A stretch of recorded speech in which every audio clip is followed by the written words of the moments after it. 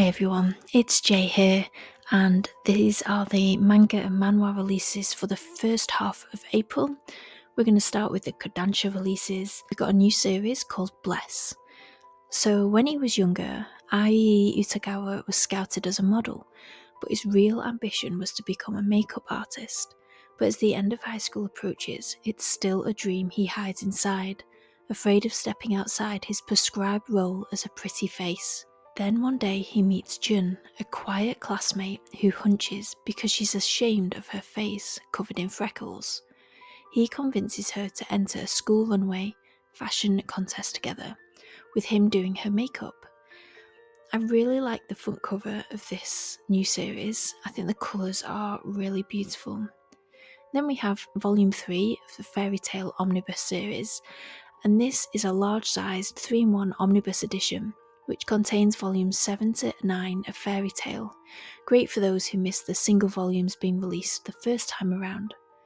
We have volume 2 of How I Met My Soulmates, and ever since she moved to the city, Yuki has wondered if she would ever find the one.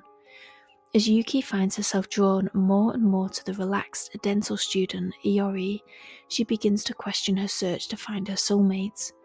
Then she reunites with her first unrequited love, Jin, who suddenly asks her out. She finds herself asking, is there really such thing as destiny after all? Then we have That Time I Got Reincarnated as a Slime Omnibus Volume 1. And this series is being re-released but in omnibus format, with this one containing volumes 1 to 3. For those who don't know, this series is an isekai which follows Mikami, who has hit middle age to find his life hasn't gone to plan. He never found a girlfriend, got stuck in a dead-end job, and then was abruptly stabbed at the age of 37. He dies and wakes up in a new world straight out of a fantasy RPG, facing down a dragon as a blind slime demon. Not so convenient. But there are chances for even a slime to become a hero, and maybe even build a country where the rejects and outcasts can find a place to belong. We have another new series called Sketchy, and Ako finds herself coasting along, watching her 20s pass her by, working at the video rental store, seeing her boyfriend, and repeat. Her days are becoming a listless blur, until she encounters a skateboarder practicing a trick, and the skateboarder is a girl. For some reason, Ako feels a pull toward the sport. Slowly, all the dreams and ambitions she gave up on, and the future she imagined for herself come flooding back, and Ako resolves to change herself now, before it's too late. Then we have the Fable Omnibus Volume 1, and this follows a man called The Fable, a self-proclaimed genius at killing. The mention of his codename strikes fear into the hearts of every Yakuza in Japan. His talent has brought him everything he could want: money, respect, purpose. But this is no legend. He's just a man who loves stupid jokes and bad TV. So after a bloody period of gang enforcement in Tokyo, the Fable's boss advises him to lie low and enjoy his earnings for a while, and so begins the Fable's toughest mission yet: a full year living a normal life in Osaka.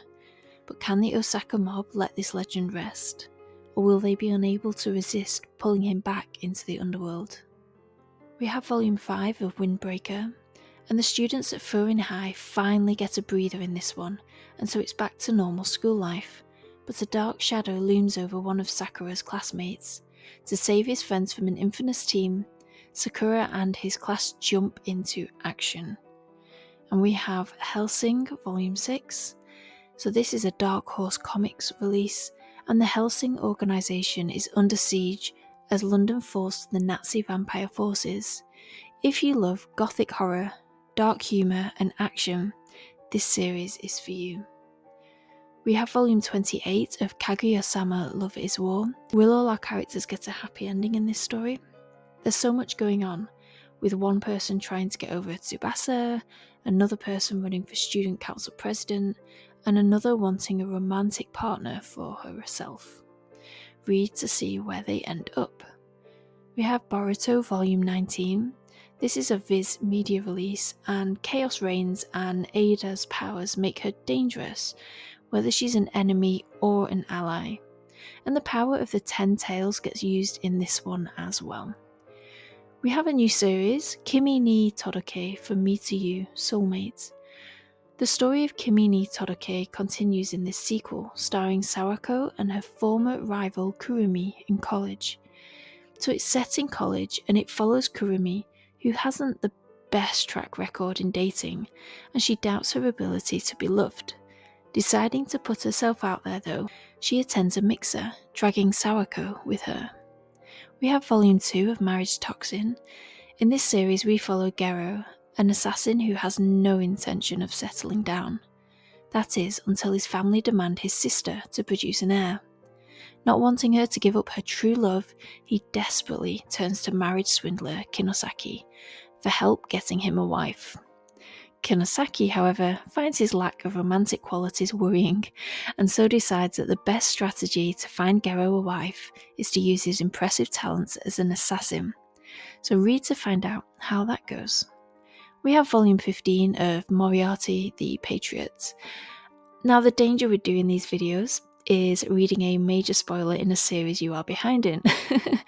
I read a serious spoiler doing this one, but don't worry, I won't ruin it for the rest of you. All I will say is MI6 takes on a covert mission to stop a leak of sensitive information that could disrupt the balance of power between Great Britain and Russia. We have Volume 2 of Neighbourhood Story, and as Mikako and her friends work hard to get their club up and running, Mikako notices Tsutomu has gotten close to their new member Ayumi and begins to grow jealous. Alongside dealing with that, Mikako's father's absence from her birthday celebration weighs heavily on her heart, prompting Tsutomu to urge her to track him down. We have Volume 11 of Sakamoto Days. When X's forces attack the JCC, all hell breaks loose. While Satoda Sensei faces off with Kanaguri to protect the students, Sakamoto and Shin rush to secure Amane's grandfather, and that is out on the 2nd of April. We have Skipbe Volume 49, and Kyoko is elated that Moko has been tapped for an overseas film, and she's ready to do anything she can to support her best friend, even take part in a special practice shoot with Ren Suruga.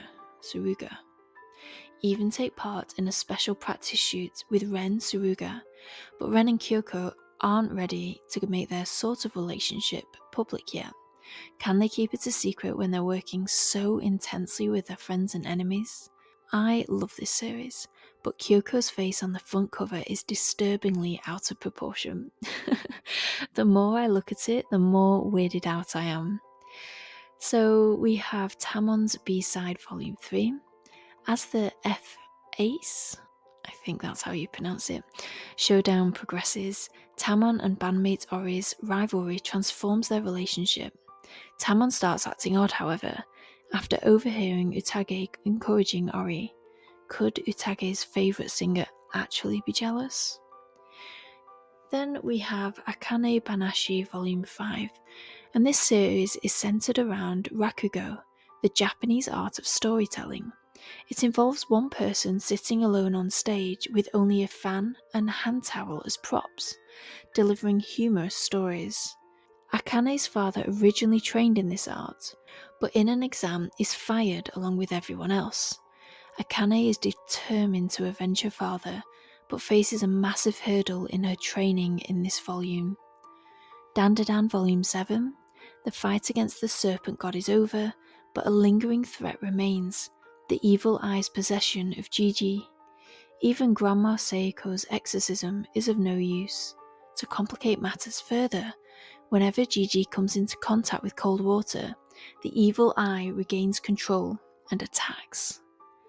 Volume 2, Demon Slayer Kimetsu Academy. This is a spin-off of Demon Slayer with the characters based in a modern-day world.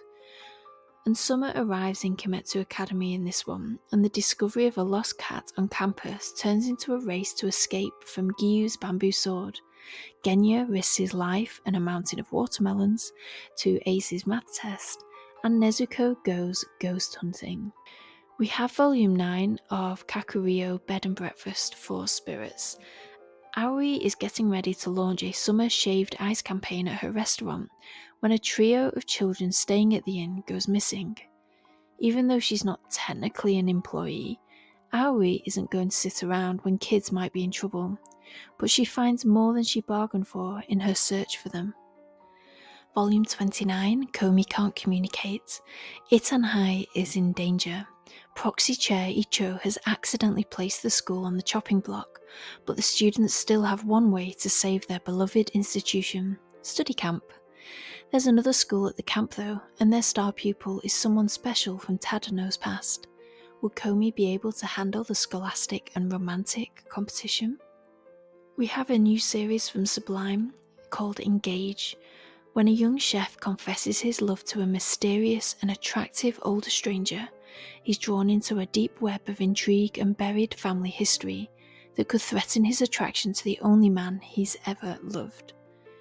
Then Volume 8, Black or White. When Shin attends a cast party for his latest TV show, the events of the evening get twisted into a scandal involving the leading lady. People around Shin realise that someone is pulling the strings as a means to trap him. Then, Shin finds out that his next gig will be his dream project, finally co-starring with his boyfriend Shige. But is the project a little too good to be true? Read to find out. Then from Seven Seas Entertainment, we have Nagahama, To Be or Not To Be. And this is a BL school romance with an age rating of 13+, which follows Nagisa, who may look like a delinquent, but he's just a typical teen trying to figure out what to do with his life. His best friend Isa already knows what his passion is: fish. Isa often skips school to work at the Nagahama fish market, and the two friends hang out together near the ocean almost every day. When Nagisa suspects that Isa has a girlfriend, it turns his world upside down. Is Nagisa in love with his best friend, and could his best friend possibly love him back? We have Volume 6 of Malevolent Spirits Monogatari. Following an intense battle with a Tsukumonogami trying to draw out the dormant being within Botan, the Nagatsuki house is destroyed. Hyomo wants revenge, but the top priority is keeping Botan safe, which the Seinome clans now suspect the Nagatsukis aren't capable of. Volume 8, Momo the Blood Taker. This is a supernatural murder mystery, and in this one, Mikogami and the others have rushed into Brunhilde's mansion to get Momo back, but the upper echelons of the rebel vampire group Gregory stand in their way. Meanwhile, Brunhilde is idealizing a new vampire world. Volume 8 of The Kingdoms of Ruin. This is a fantasy revenge thriller that pits the powers of magic against the might of science fiction technology. Though Adonis despises the new science of the gear expansion, the only way to heal Doroka's eyes is the regenerative technology used in the medical nation of Markpoint, and just when it seems the gap between the two of them is closing, the dark truth at the heart of Markpoint comes to terrible light.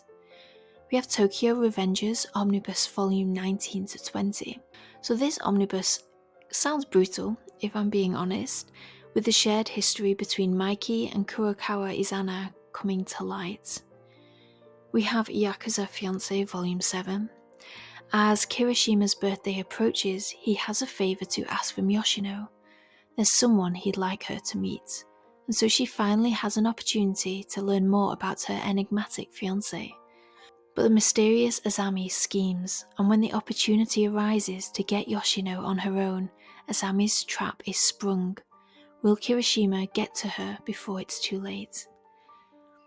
There is no sign yet of Volume 8 being released, so it could be a while before we find out what happens after Volume 7. I really hope this volume doesn't end on a cliffhanger. Volume 4, Dinosaur Sanctuary.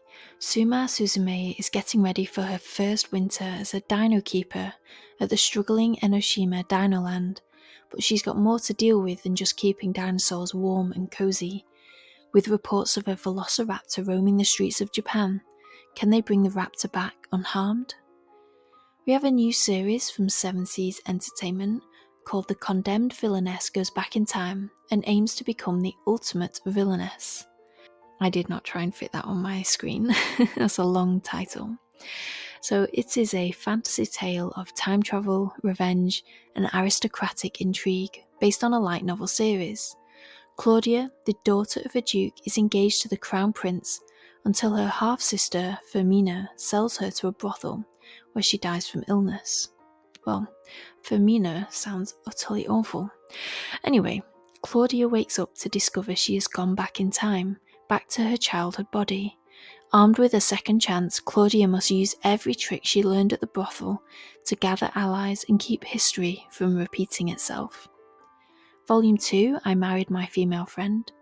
Ruriko and Kurumi's connection seems to be deepening, but that doesn't make them immune to the odd arguments. Can they work through these issues? You're going to have to read to find out. Marmalade Boy, Collector's Edition Volume 5. This classic shoujo has been re-released as a large trim omnibus edition, with a new translation and bonus colour content. This is the final volume, so be sure to buy it to complete your collection. My Girlfriend's Child Volume 4. Sachi has made a decision about her pregnancy, and while she is dealing with a flood of forms and doctor's appointments, Takara is kicked out of his house and juggles multiple jobs to save money for her and their unborn child. In the midst of it all, Sachi's dad shows up out of the blue and promises to take care of everything. But what are his true intentions?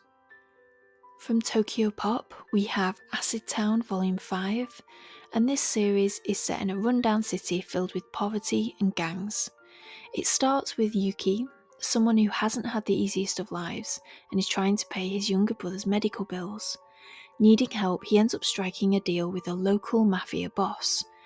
In this one, we find out more about Reiji's origins, Yuki's painful past, and Hyodo's complicated loyalties. Moving on to the Square Enix releases, we have a new series called Victoria's Electric Coffin. The tagline for this series is a 13-year-old medical genius gives a boy on death row a chance at life after death.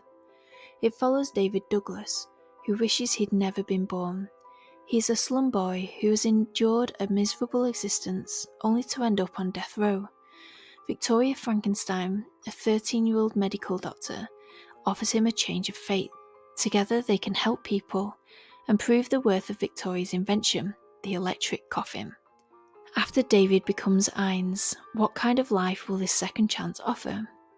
Sounds like this could be an interesting remake of the classic Frankenstein story.